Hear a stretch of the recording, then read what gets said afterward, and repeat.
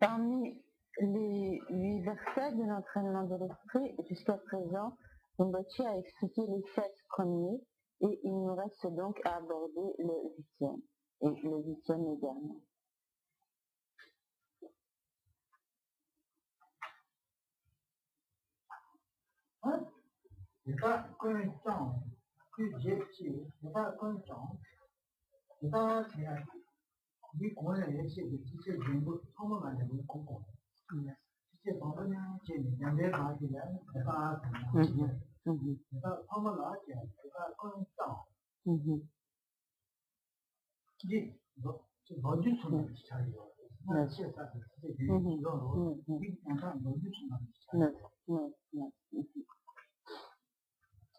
Et donc nous abordons ce 8e verset qui commence donc par Theta Kun Chang, ce qui est donc le Theta, ce sont toutes celles-ci, sous-entendu, donc toutes ces, donc c'est ce qui est traduit donc là sur la première ligne donc du 8e verset, apprenant à garder sans tâche ses pratiques. En fait, bon, c'est traduit par ses pratiques, mais le tibétain dit simplement comme celle-ci ou ceux-ci, donc Theta, c'est juste un démonstratif, et Kun, comme Kun signifie Tian, Kun qui signifie tout, c'est-à-dire toutes ces pratiques, c'est-à-dire tout ce qui a été expliqué dans les 7 premiers versets. Et en fait, ce Theta, donc toutes celles-ci, toutes ces pratiques, ou tout le sens de ce qui a été exposé précédemment, en fait, ceci est comme un rappel de tout ce qui a été précédemment expliqué, ou comme un très bref résumé.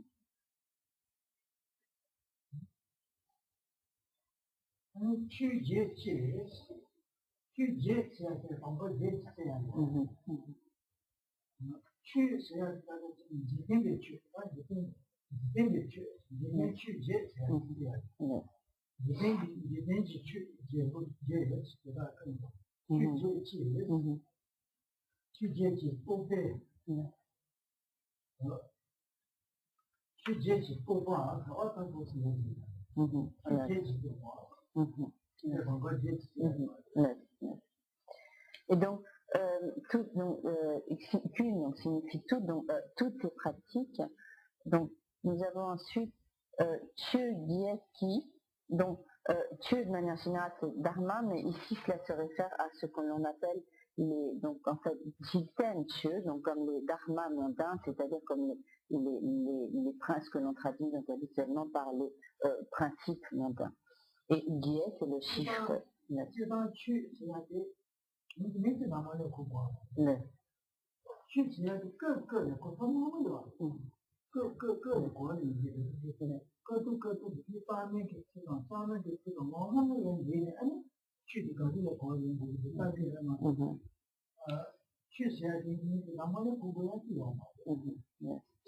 De manière générale, donc ce mot Chö, donc que l'on traduit souvent donc par Dharma, a de très nombreuses significations différentes et notamment ces significations varient en fonction du contexte, donc de ce qui précède ou ce qui suit, ou donc des autres termes auxquels ce mot est associé. Et donc il ne signifie pas toujours Dharma, soit dans le sens des phénomènes en général, dans le sens des enseignements, mais il peut donc avoir une autre signification. Et, pardon.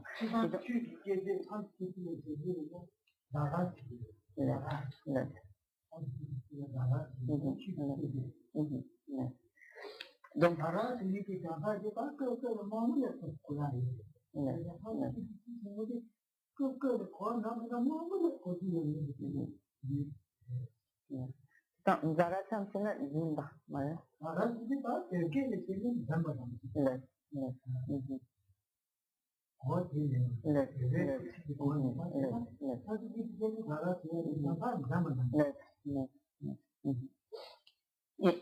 Et donc là, disons là, comme la racine du mot dharma, donc qui est dara en sanskrit, signifie en fait saisir. Mais bien sûr, cette racine étymologique peut avoir avoir de très nombreux sens, donc comme évoluer vers de très nombreuses significations.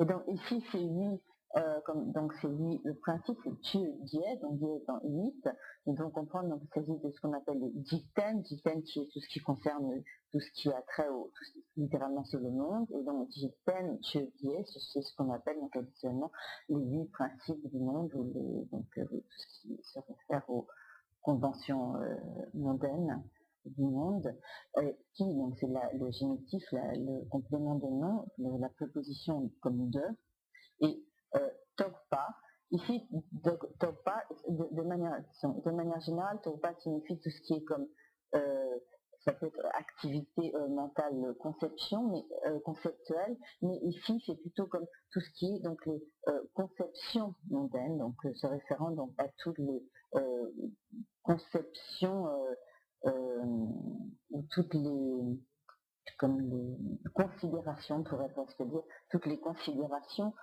liées donc à ces principes mondains. Et ici, en fait, le mot tokpa doit être compris comme dans un sens comme péjoratif, en ce sens, donc ce sont en fait toutes les mauvaises conceptions des principes.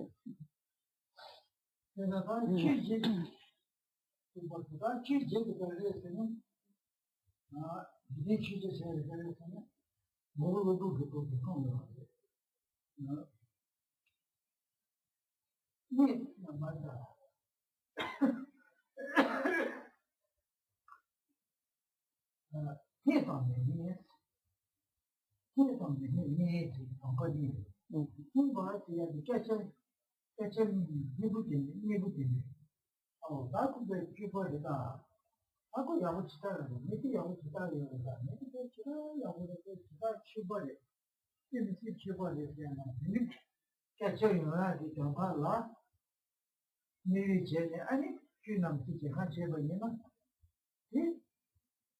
hibe soba yete, yeta mene chayate, hibe soba yete, obe ama kaya, di chuyo, di cheba yana di chule yahu. 지dengi 초지 상황인데 지dengi 초지 진리 초지 진리 나타내 누가 그 진리의 지침에 담아져 있는 거 진리가 담아져 제가 취해야 제가 해도 미네서 나로 담아야 하지 군대 지라기야 버렸다 다니는 정부요 이야기하고 이게 담아지 와야 담아가 아주 상태는 거다 지금 아니 가르쳐 버리는 게 취지지 가르쳐 버리는 아주 지금 취지잖아요. 예. 내가 제가 가르쳐는 내가 가르쳐.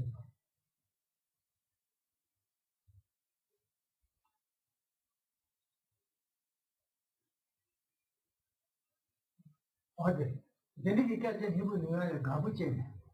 어떤 가부채인지 뭔가 되는 거 아니야.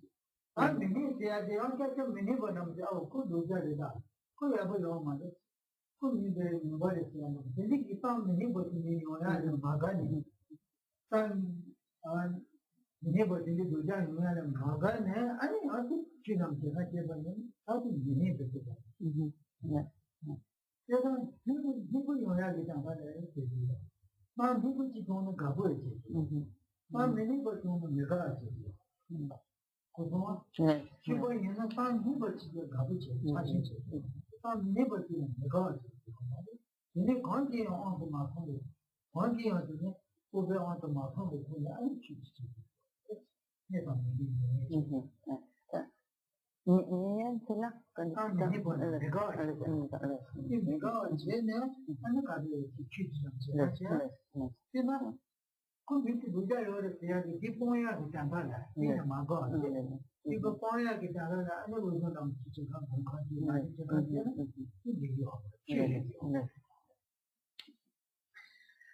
Donc ces 8 principes mondains ont été clairement soulignés donc, par le grand maître Nagarjuna et il consiste notamment en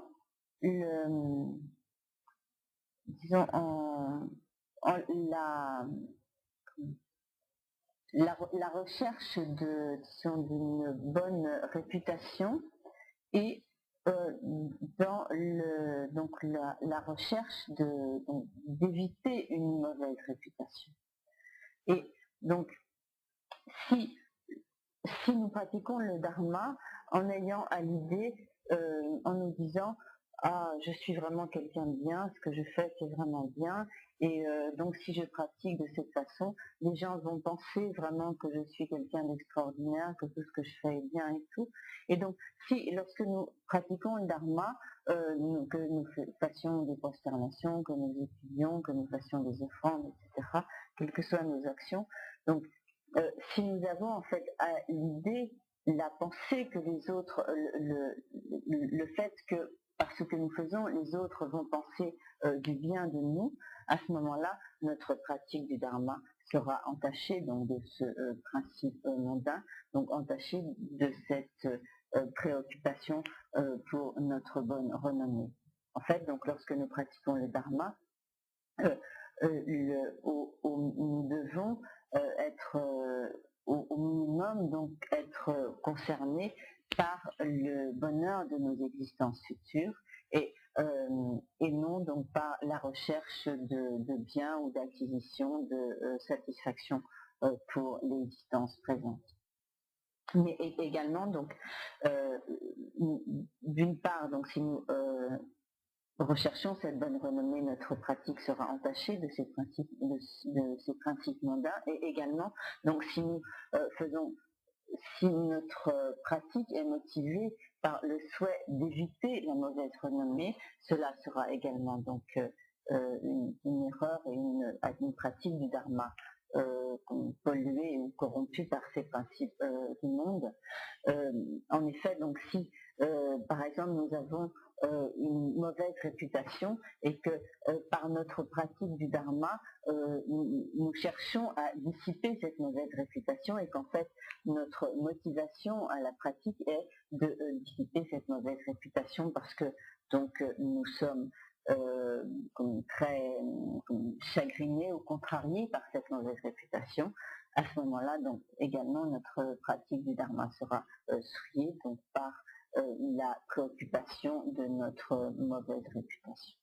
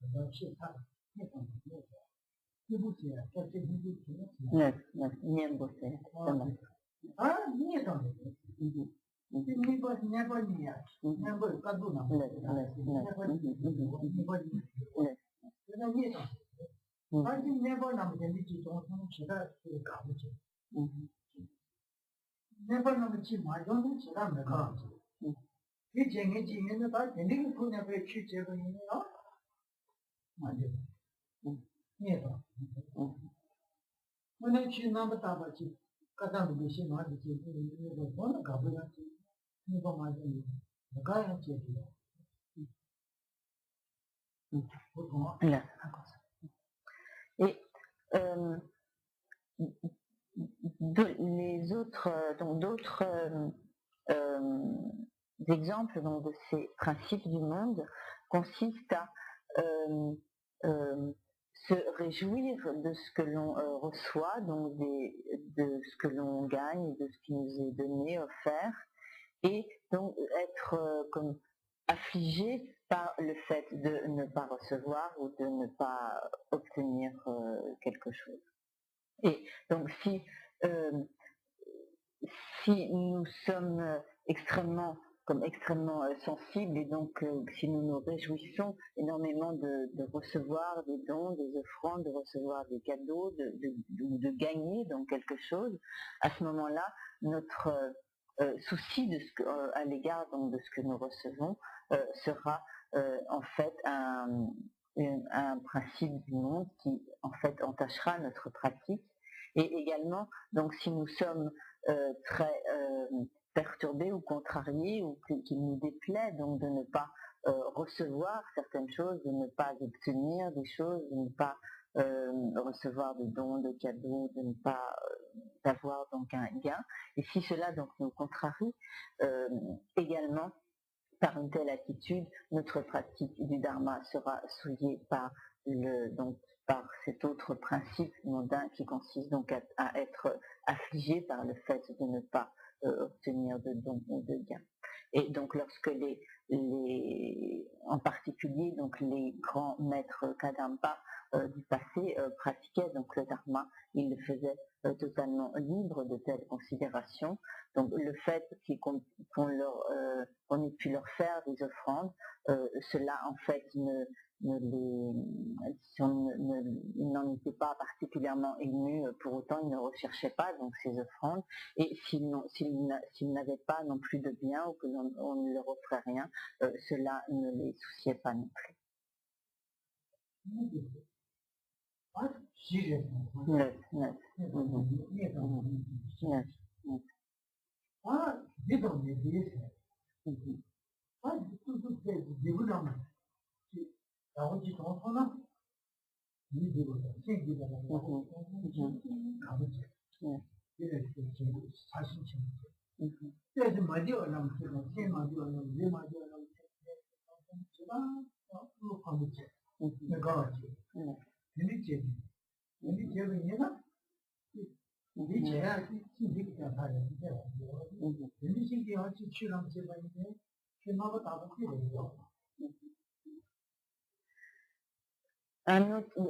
Deux autres de ces 8 principes, de ces 8 conceptions, principes du monde, consistent à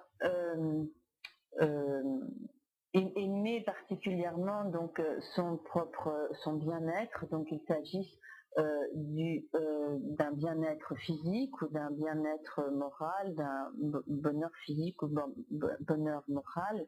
Et donc si nous sommes particulièrement réjouis donc par ce bien-être physique ou moral, donc et que nous y sommes en fait donc attachés, cela fera donc que notre pratique du dharma sera également comme polluée donc par ces principes du monde.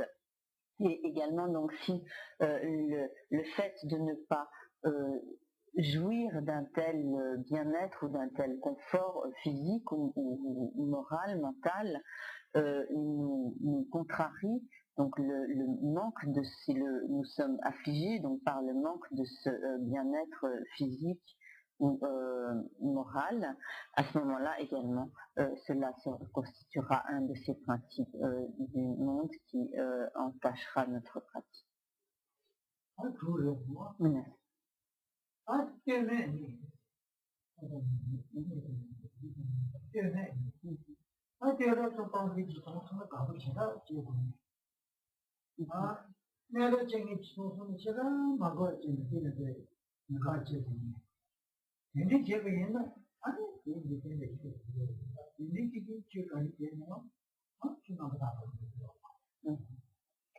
Et donc nous avons vu ainsi 6 de ces 8 principes du monde, et donc nous allons voir maintenant les 2 derniers qui consistent d'une part à se réjouir de la louange et être affligé par le blâme. Donc si effectivement donc si nous sommes extrêmement heureux lorsque l'on fait notre éloge, donc cela entraînera effectivement que notre pratique du dharma sera également pollués donc par ces principes du monde, de même que si l'on nous blâme ou on nous critique et que cela nous contrarie, nous met extrêmement en colère, cela sera également le signe que nous sommes principalement préoccupés donc par le souci de cette existence présente, et donc sur ce mécontentement provoqué en nous par le blâme d'autrui sera également un de ces principes du monde qui entachera notre pratique du dharma.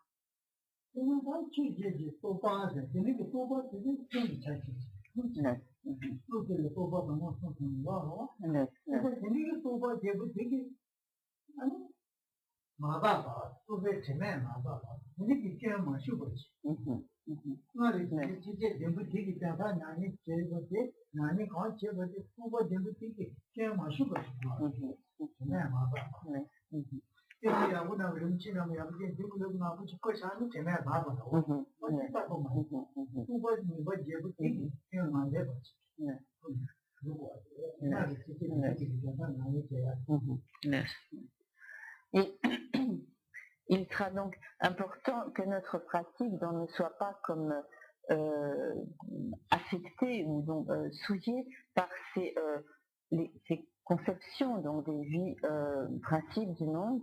Donc le mot tibétain ici est topa, qui signifie donc tout ce qui est conceptuel, donc opposé à toutes les perceptions directes, donc qui ne passent pas par un concept ou une image mentale. Et donc ici il s'agit donc de concept ou de conception, et donc notre esprit est donc tima, donc nous avons tope time, donc le mot c'est tima, ce sont toutes les souillures, les impuretés, et donc les impuretés des conceptions des vies principes du monde. Ma bag, donc le verbe ici c'est bag, et bag et ma c'est la négation, donc ma bag, donc comme que n'étant pas comme pollué ou souillé donc par toutes ces impuretés des conceptions des vies principes du monde. Donc pour illustrer l'image donc de ce bag c'est donc comme ce qui va souiller ou comme pollué, comme enveloppé dans des impuretés, comme si par exemple on a une pierre très précieuse et qu'elle est cachée donc par la gangue qui est autour, ou toutes sortes d'impuretés. À ce moment-là, donc elle est en fait comme polluée par par les impuretés qui l'entourent.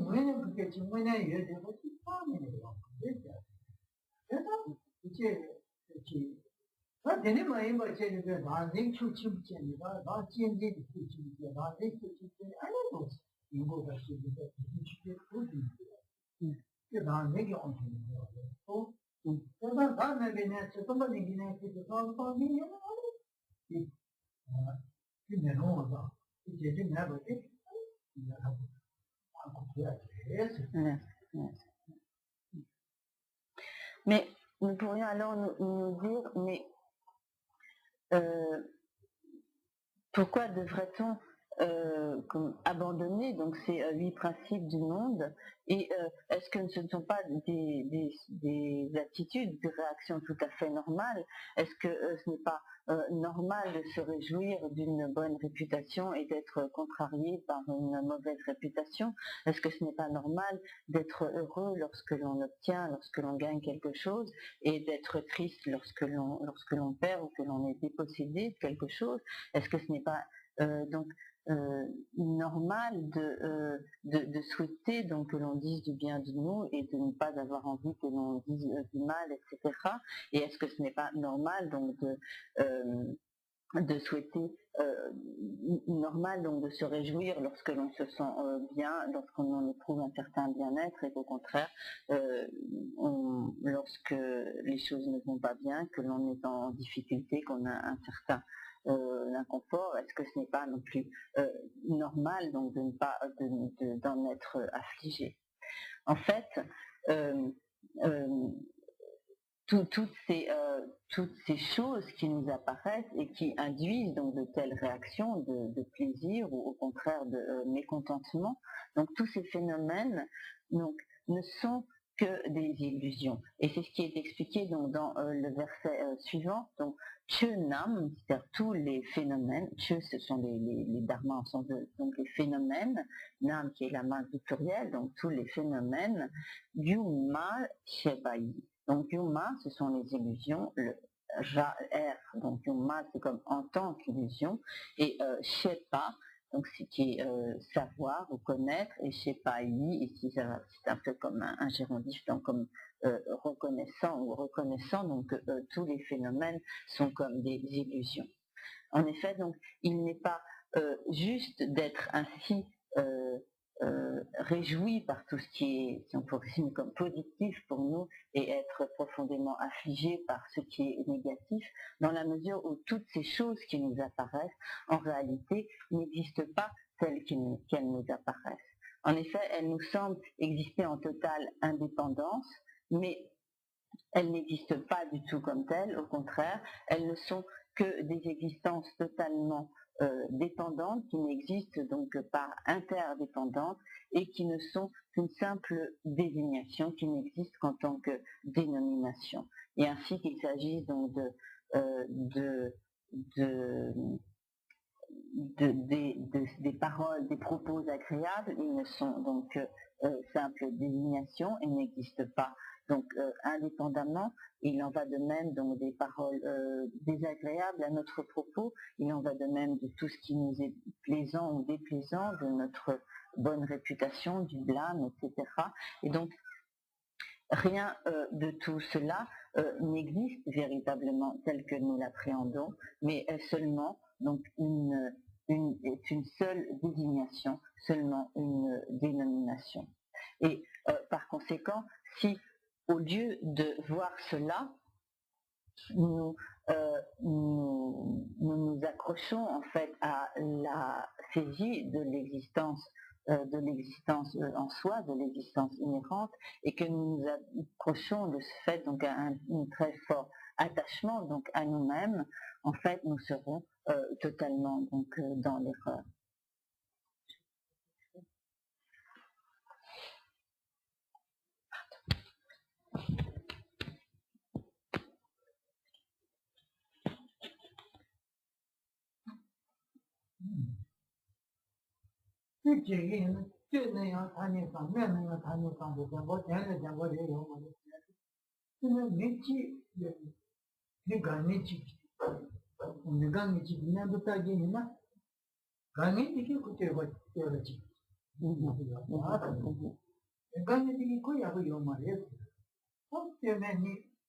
미치기 또는 치기 때문에 지금 거지. 아까도 찾아. 문에 돈에 문에 연락. 내가 인식이 맞아. 나보다 너가 내가 인식이 맞아. 나쁜 얘는 너자 많이 먹고. 너가 얘는 나쁜 많이 먹고. 너자는 나쁜 내가 인식이 먹고. 그나지 자다는 내가 인바지 노세이 말어. 그나지 그 내가 인식이 맞아. 그거 재미지 요지. 내가 방이 제예요. 나도这几年吧，几个国家的几个我都知道了。啊，我每天你看热心嘛，你看热心，这个点的好。这是他那他那啥，那就没那别的想法嘛，你不知道。Et nous pouvons prendre un exemple pour illustrer le fait que, par exemple, la louange et le blâme, en fait, ne sont que des désignations et non pas donc d'existence propre, inhérente. Imaginons donc un même individu, fasse l'objet de la louange d'une certaine personne et que ce même individu soit l'objet de la critique d'une autre personne. À ce moment-là, en fait, il est impossible que à la fois la louange et la critique soient justes. Et cela est le signe donc que la louange et la critique n'existent que ne sont en fait qu'une dénomination, car il est impossible que la personne, que la personne corresponde à la fois donc à la louange et à la critique. Elle ne peut être donc que l'un ou l'autre. De la même manière, si nous prenons par exemple du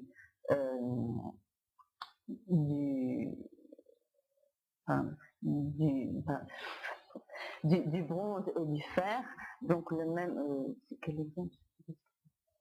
Et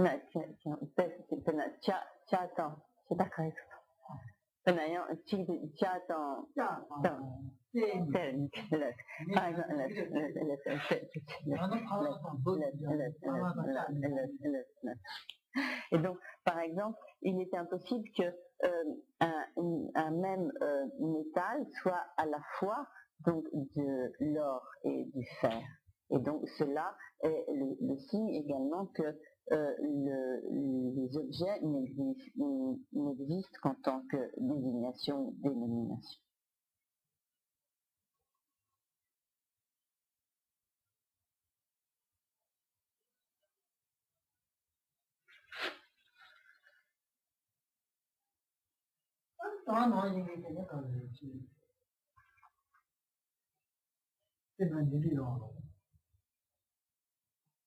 내가 정글에 누수기 뭐? 내가 정 누수기 뭐냐? 뭐 통해. 뭐 통차게 뭐 Mouton, 그래서 정글에 자야지. 뭐 통해 누수. 정글에 누수. 정글 누수에 그게 맞아. 누기 때문에 뭐 통차야지. 되게 말로. 내가 다녔다. 누수는 다녔다. 모두 누구야 다녔다. 정부 정부에 다녔다. 그 다녔다 말도 지금은 지금 내가 아니 다니는 게 무슨 말이야. 뭐 지금 누구야. 아니 정부야. 아니 이 아래 차차고 정부에 대고도 노래도. 어느 문에 다니는 거는 문에 지지 그런 게 문에 지도고나 지금 말에 그래 누수는 라기 도와 누이 그래 그래 정도 생겼어요. 정도 이거 들어. 상기 해봐지. 내가 그래 내 사람 정도에 상기. 왜? 정도에 상기. 제가 이 정도 나도 되는데.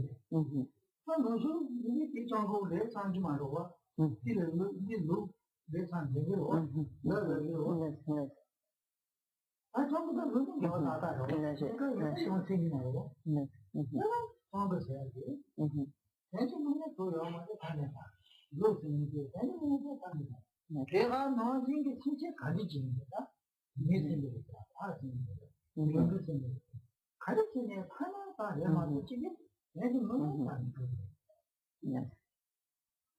On peut également donner du fait que les phénomènes n'existent qu'en tant que dénomination. On peut en donner donc une illustration très parlante au niveau du vocabulaire en français et en tibétain.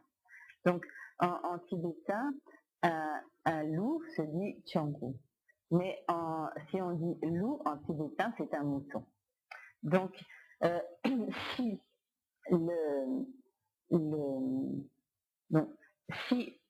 le loup n'existait pas simplement en tant que désignation, lorsque un Français et un Tibétain verraient le même animal, ils devraient, le Tibétain en voyant donc l'animal va se dire donc c'est Tianggu, donc c'est un loup, mais un Français va se dire donc c'est un loup, mais en fait si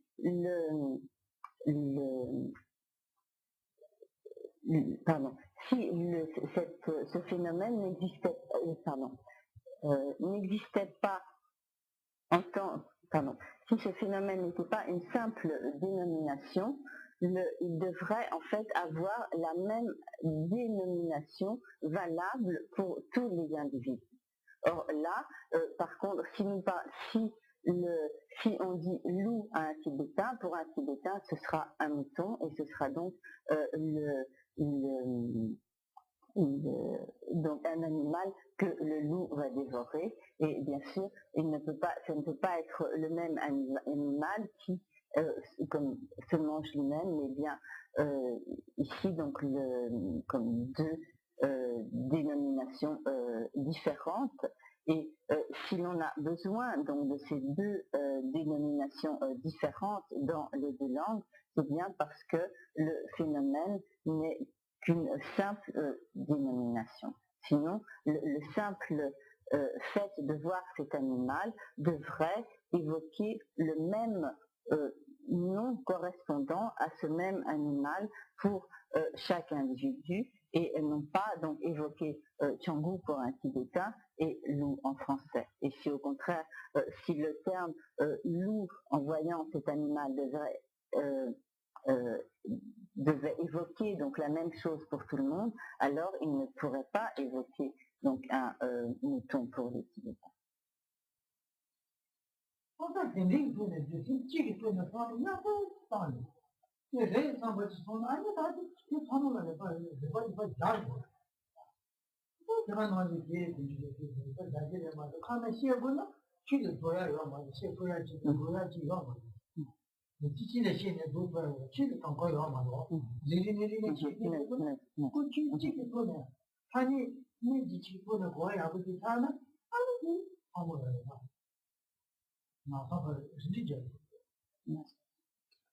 Donc, c'est à nous-mêmes ensuite d'extrapoler à partir de tels exemples. Bien sûr, on ne peut pas prendre tous les phénomènes un à un pour en donner donc l'illustration et démontrer de quelle manière il n'existe qu'en tant que dénomination, que désignation.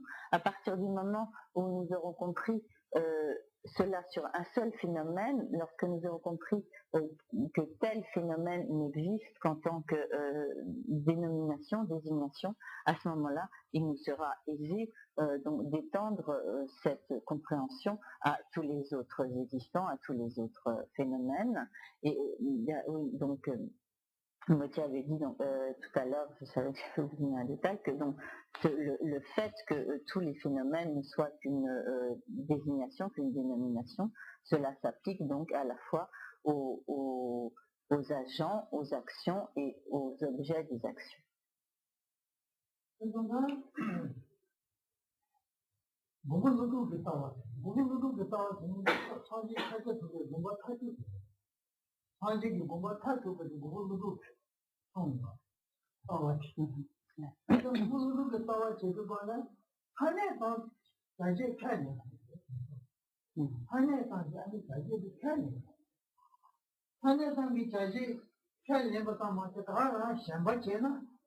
문에 전에 유지문에 이거 나 신고 제는 샴바 제는 이거 아직 가도 아달 아직 달미요 아달 한에서 제가 나지 그 남버진 그 다시 제는 아니 이 가라지 문에 이거 좀 되나 아달 야 다음에 아버지가 괜히 문에 요 말을 쓰고 다 괜히 문에 나는 내가 다 아니 비어 참아내나 저는 노래요 말이야 너무 말이야 저는 매버지 하는 시작할 아니 관례만 뭐 오늘 일을 어 아직 또 다들 일을 내가 매버야 말이야 뭐야 좀 가지고 좀 거야 해 나는 이게 야도니 선물을 찾고 망연히 찾고 망연히 찾고 무지에 찾고 인지만 입었지 인디에 찾고 나는 모르게 타야만 사는 거를 막 아니 제가 너희 기분에 입었지 이게 제가 아빠요 아무네 요 말이 눈에 그요 매버지 진짜 하고 가라고 너도 빠졌다는 말이야 아 이거 맞아 정보요 말이 내와요 녀요 아니 연구요 내 소야요 말이 가와요 말이 어디서 어디서 제대로 지금 막 소야 지지 Et ici, donc, Rimbaud explique cela tel que l'a exposé donc le grand maître Nagarjuna, qui en fait a commenté la pensée profonde du Bouddha, donc qui a commenté ce que en fait on doit comprendre donc de la pensée profonde du Bouddha. Et donc il a expliqué ainsi de façon très claire, se référant donc bien sûr à la pensée du Bouddha, que tous les phénomènes n'étaient donc désignation, mais que donc qu'il était donc important de bien comprendre que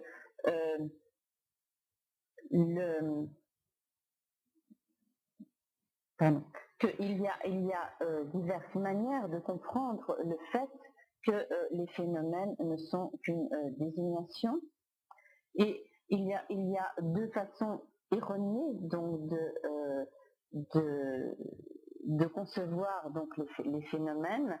Si l'on pense que les phénomènes sont effectivement désignations, mais qu'ils existent donc tels que nous les désignons, ils existent de leur propre côté, avec une existence inhérente, et donc si l'on considère que le phénomène désigné existe de son propre côté et de manière inhérente, à ce moment-là, on tombe dans un des extrêmes qui est donc l'extrême qu'on peut appeler d'éternalisme ou bien d'inhérence.